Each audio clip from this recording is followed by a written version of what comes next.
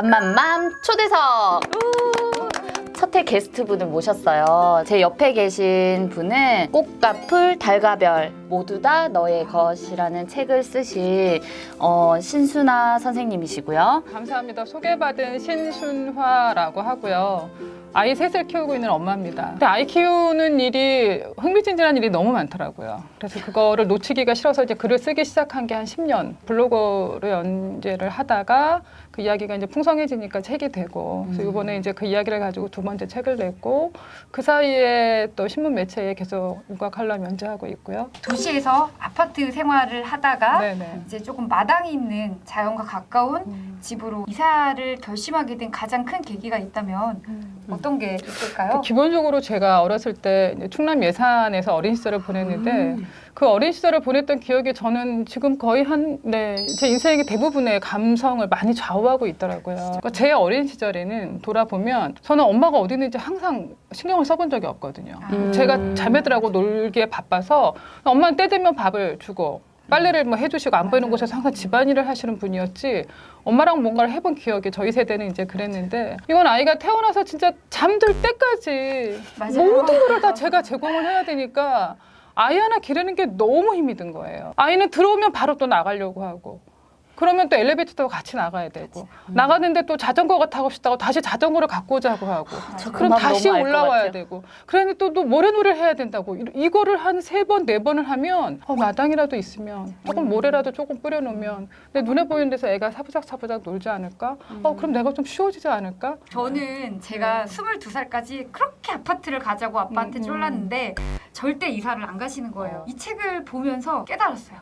아, 그때 내가 맞은편 앞집에 있던 친구, 그다음에 담장이 되게 낮았거든요. 네네네. 담 넘어서 놀러왔던 뒷집에 살던 친구, 네. 그리고 내가 마당에서 이렇게 놀았구나. 대추나무랑 국화꽃이 있었는데 그걸 보면서 계절 가는 것도 보고 마당에서 강아지도 길렀었고 이랬던 기억이 나면서 그 자연과 마당 있는 집에서 사는 단독주택에서 사는 그 공간의 의미가 되게 다르구나라는 걸 되게 많이 느꼈거든요. 저는 아이를 길러다 보니까 이 아이가 기억하는 공간 감각이라는 게 정말 중요하더라고요. 이게 무슨 의미냐면 아파트에 살 때는 뭐 친구 뭐 2집을 가든 3집을 가든 모든 구조가 똑같아요. 공간에 대한 특별한 어떤 아이와 맺는 이런 관계가 전혀 없어요. 그런데 제가 어린 시절만 해도 뒷방에 있는 친구가 있고 뭐 다락방에 있는 집도 있고 창고가 큰 집도 있고 무슨 뭐 광이 있는 집이 있고 이렇게 친구들마다 집집마다 조금씩 다른 뭔가가 있었거든요. 그래서 얘네 집에 가면 그 아래서 노는 데가 있고 이 친구에 가면 항상 옥상에 가서 노는 데가 있고 이런 어떤 독특한 공간 감각을 저희가 가지면서 자랄 수가 있었는데 이게 어른이 보니까 이게 굉장히 큰 자산인 거예요. 그 어떤 책에서 읽었는데 아이들한테 가장 좋은 집은 숨을 곳이 많은 집이다. 저 그 말에 너무 공감을 하거든요. 근데 아파트 생활은 너무 훤히 보이고 있고 엄마도 아이로부터 피할 수가 없고 아이도 엄마로부터 이렇게 도망갈 수가 없어서 거기만 딱 하면 다 잡히니까. 애기랑 저랑 있다가 사소하게 애기가 저한테 토라지고 삐지고 막 화를 내면서 반항을 하는데 심장이 철컹하더라고요. 네, 문 꽝 닫고 들어가고 소리 지르고 치켜뜨고 뭐 그러니까요. 따박따박 말대꾸 하고 그럴 때 네. 이제 불안해하는 엄마들이 많아요. 과연 우리 애기가 올바르게 나랑 사이좋게 좋은 사람으로 클까?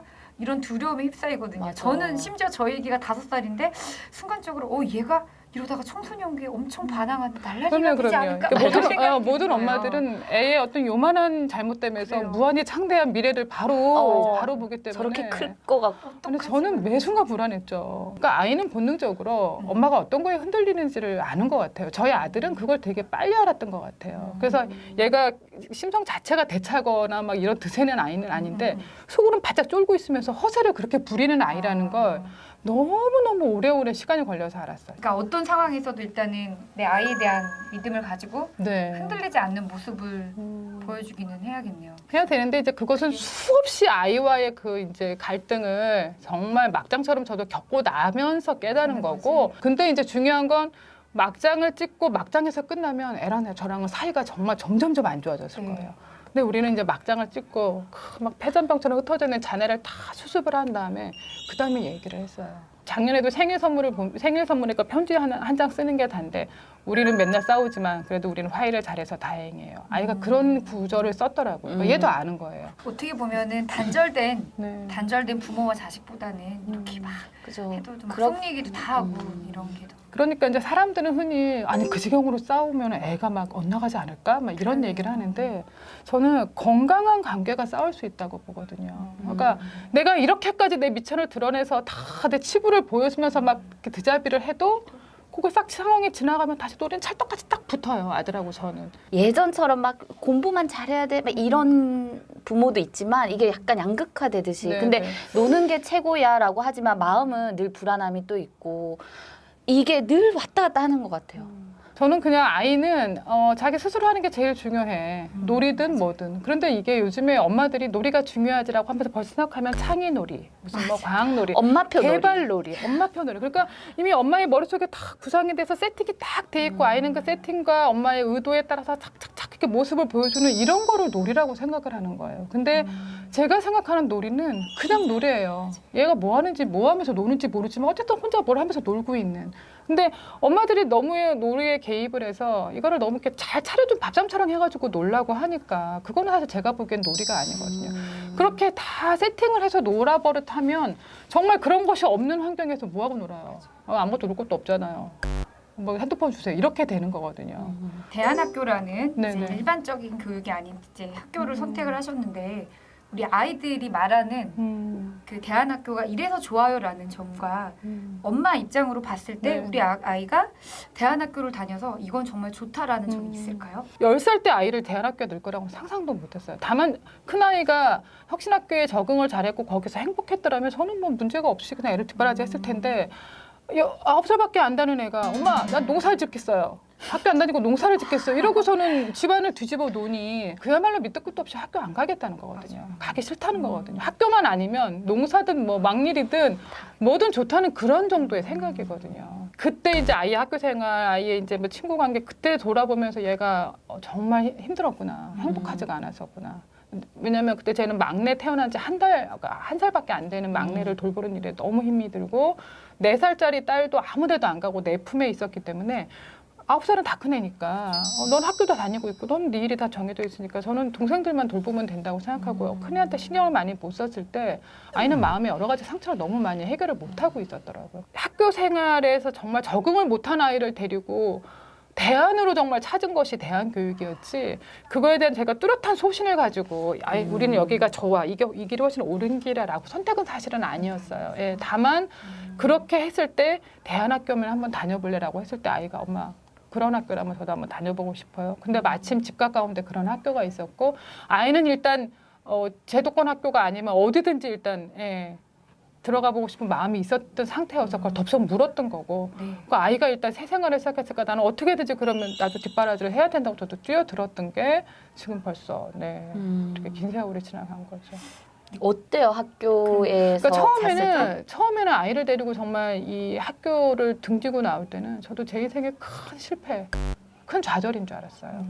겨우 9살짜리 아이를 일반 학교에 적응을 못 시키고 이거 하나 내가 아이를 적응시키지 못한 실패한 엄마라는 생각을 떨쳐버릴 수가 없더라고요. 그런 걱정을 했는데 단 얘가 책은 엄청나게 많이 읽었어요. 둘 다 활자 중독이 있어요. 예, 그러니까 그게 되게 많이 통해서 징그럽게 싸웠는데 야, 우리 도서관에서 이 책 빌려왔거든. 너 볼래? 그럼 아들이 좋아할 만한 책 주세요, 엄마. 그래서 순간 확 내면서 가가지고 연락해. 베르샤유의 장미를 얘가 얼마나 재밌게 읽었는지. 그리고 나서 프랑스 혁명에 대해서 알아야 되겠어. 이러면 이제 혁명에 대한 책 밀어주고. 저는 되게 독특하고 너무 재밌다고 느꼈던 게 선생님의 집에 해마다 네네. 마지막 그 무렵이 네네네. 되면 가족 상장 수여식을 해요. 그 네네. 얘기를 좀 소개해 주셨으면 좋겠어요. 그러니까 예를 들어서 그 타샤 튜테 할머니는 그 할머니가 이제 뭐 버몬트의 숲속에서 아이들을 기를 때 애가 생일이 되면 저 시냇물 아래쪽에 아이들을 모아놓고 위쪽에다 조그만 미니 뗏목을 만들어서 자기가 만든 케이크에 촛불을 붙여가지고 시냇물에 흘려보냈다는 거예요. 그래서 아이들한테 생일은 언제나 시냇물을 타고 흘려오는 그 촛불, 케이크, 촛불 케이크.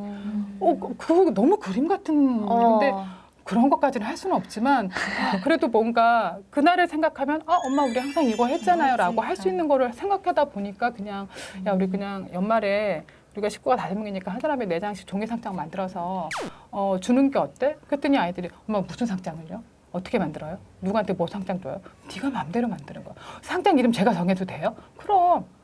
그러니까 애들이 되게 흥미로워하는 거예요. 그러니까 이 어린 애들한테서 내가 어떤 상장을 받을지 전혀 예측을 못했는지 정말 상상할 수 없는 그런 상장 이름이 뭐 하나 예를 좀 그러니까 예를 하나가 아니라 들면 많이 그냥 해주세요. 뻔하게 뭐 현모양처상 이런 게 오는 게 아니라 뭐 달콤 요리상 이런 걸 주는 거예요. 작년에 이름이가 아빠한테 준 상이 폭신이상이에요. 신랑이 배가 많이 나왔거든요. 그래서 아빠 무릎에 앉으면 항상 이 배가 쿠션이 푹신푹신하니까 이 사람은 배가 푹신푹신하면 이 상장을 좀 이런 상장을 주는데 이런 상장은 그 나이에 어린 딸한테만 받을 수 있는 상장이고 그 내용하고 그 발표하고 서로 수여하는 그 시간이 너무 웃기고 즐거워서 가족 사진 하나 찍는 걸로 저희가 이제 항상 해를 넘기는 가족의 의식을 만드는 질문 있어요. 네. 갓 육아를 시작하거나 이제 엄마가 되려는 사람들한테 조언해주고 싶은 거 있을까요?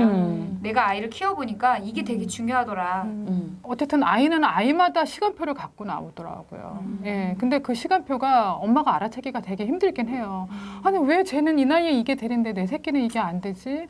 비교하기 시작하면 정말 비참해지고 힘 빠지는데 아이의 시간표를 어쨌든 믿으셔야 되고요. 네. 그다음에 아이는 어른들이 생각하는 것보다 훨씬 힘이 강하더라고요. 힘이 강하다. 예, 예. 그러니까 어떤 육아 전문가가 그런 말을 하더라고요.